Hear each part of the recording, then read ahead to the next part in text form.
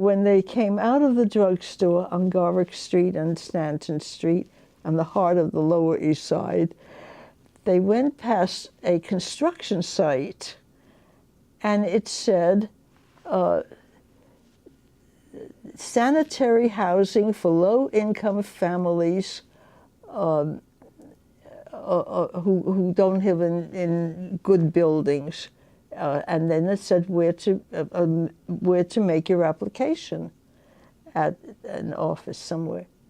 Well, she said, that's what I need to do.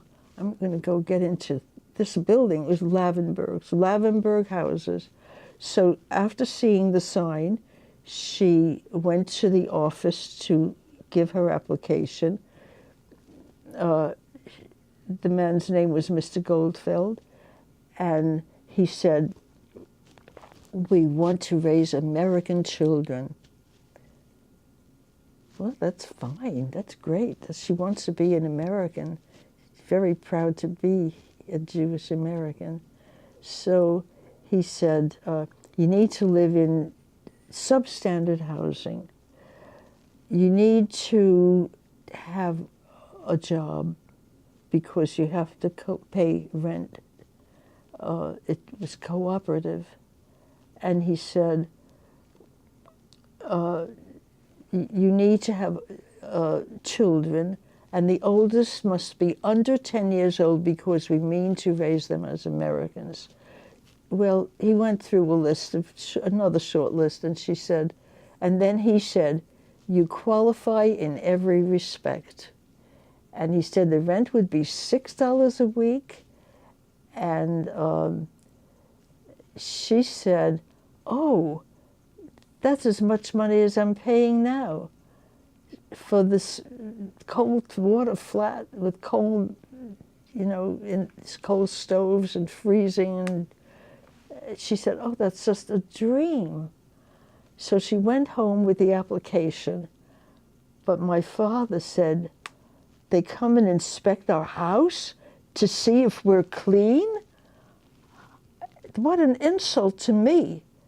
And he refused to join in with a charitable organization that would investigate us. He was insulted. And she said, well, never mind, it's just good housing.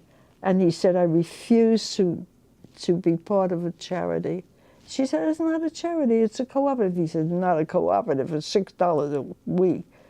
So, well, her pregnancy went on, and my birthday was getting nearer and nearer, July 18th.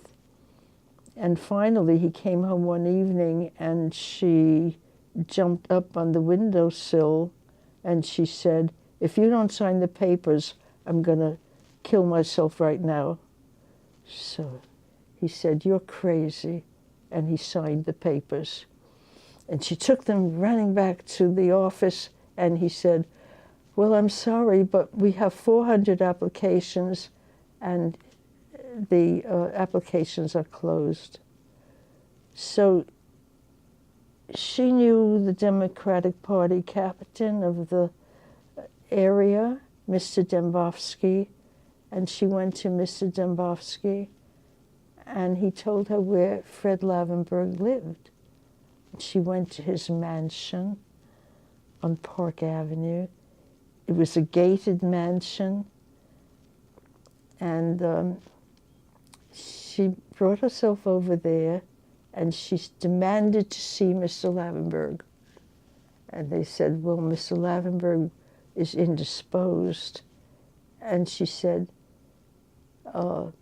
I'm going to have a baby. And if I can't have this baby in a decent house, like Lavanburg is promising, then I'll have it right here and leave it with you. I qualify in every respect.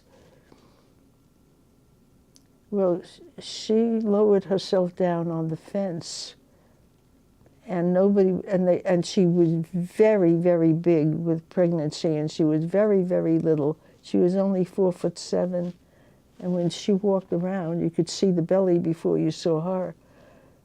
And so they were afraid to go near her. And a policeman came in. He was also afraid to go near her. And finally, the secretary came outside with a letter and a private car.